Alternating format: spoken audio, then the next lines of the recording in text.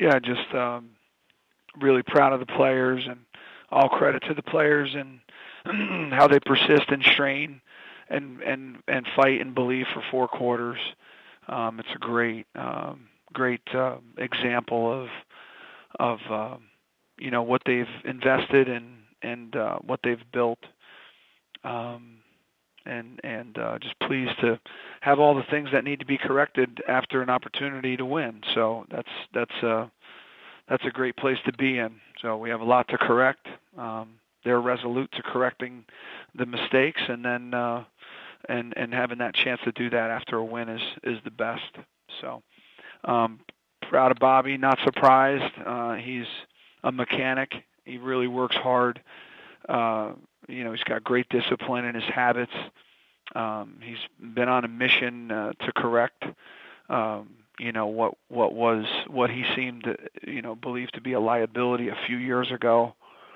He began just like an unrelenting mission to work his craft and try to become a master at it. So he's done a great job of that, and he's a great teammate. He's really doing a nice job also as a leader and a very helpful teammate to the younger guys and counseling them and helping them be better than they would otherwise be without his leadership, not just as a kicker. So he's done both jobs really well. He can punt if needed.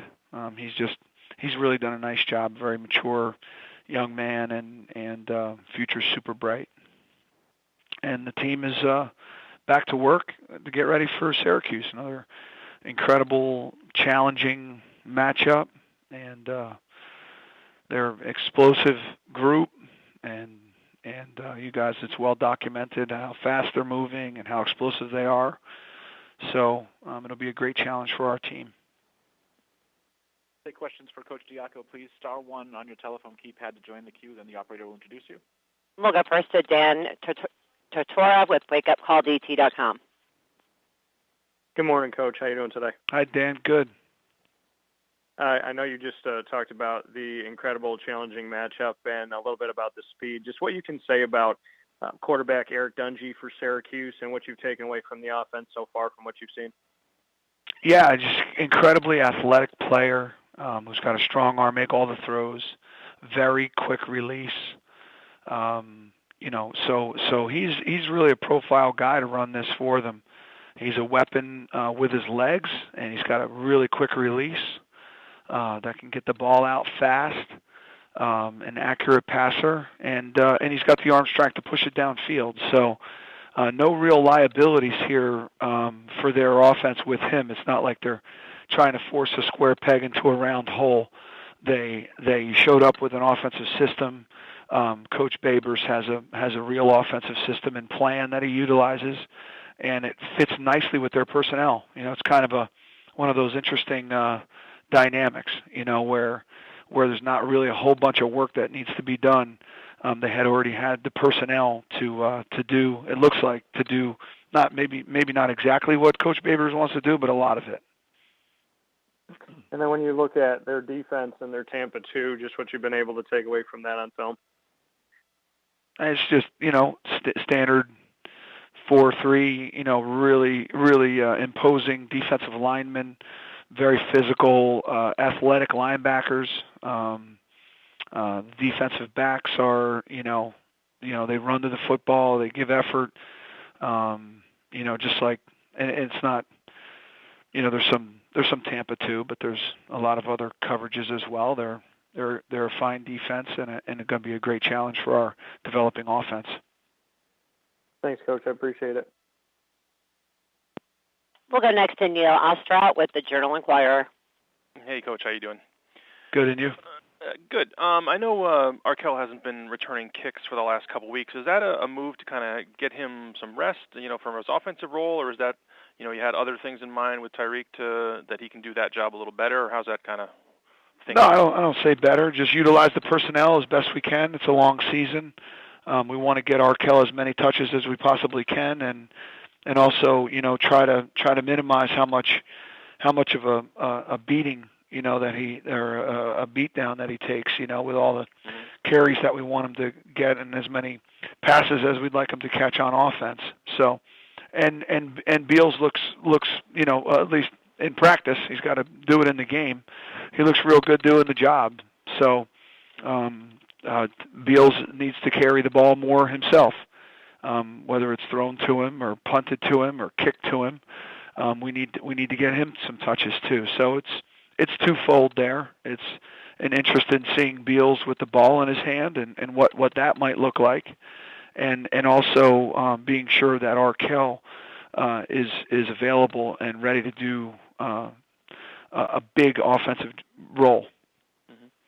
I know Tommy Myers didn't play a great deal on Saturday. Obviously, Davis has given you quite a bit there at that position. Is that just a question? Is he nicked up at all, or is that just Davis, playing pretty well? No, it's situationally predicated. Unfortunately, we're trying to catch up, and some plays suit other guys better than others, and we love Tommy. He's a great player. He's a starting tight end, and he played a bunch. I don't really know what you mean by that. I think he played a bunch of plays. Okay. So I have the. Hold on one second. Sorry.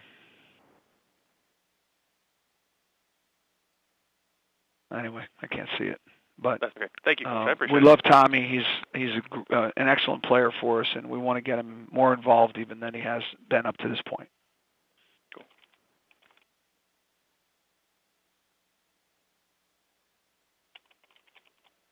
And we'll go next to Ronnie Woodward with the Greenville Daily Reflector. Hey, Coach, how are you? Good, and you? Good. A few questions for you.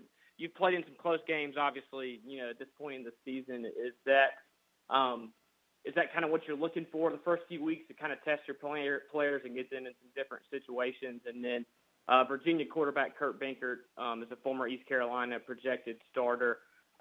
Just your thoughts on what you saw from him and maybe your thoughts on his play and his chance to start at Virginia. Yeah, to answer your first question, we're not trying to create games that are super close and taxing. We're just trying to win the football game and have one more point than our opponent at the end, and have it end, at least that way. So if it could be a bunch more than that, that would be fantastic. Unfortunately, right now we're just not moving at a rate that we want to move at on offense at this point. So we need to be better there and improve there, and not, have it be such a heart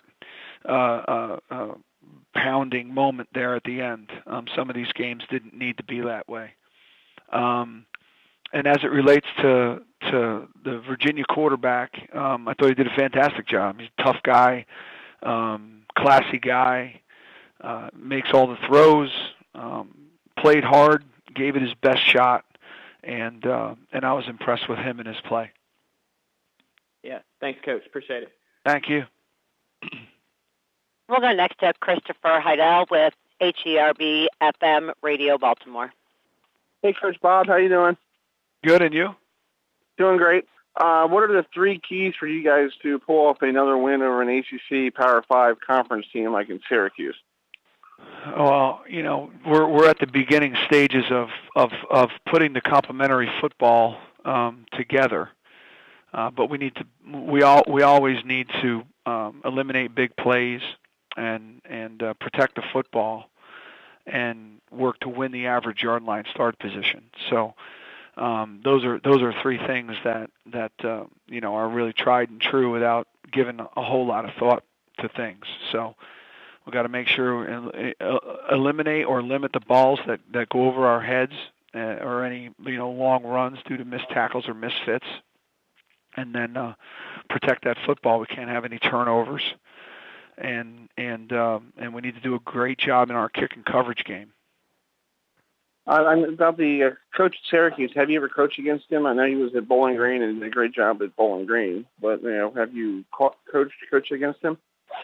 Yeah, no, I don't know that we've really crossed paths much. I I didn't follow his whole track from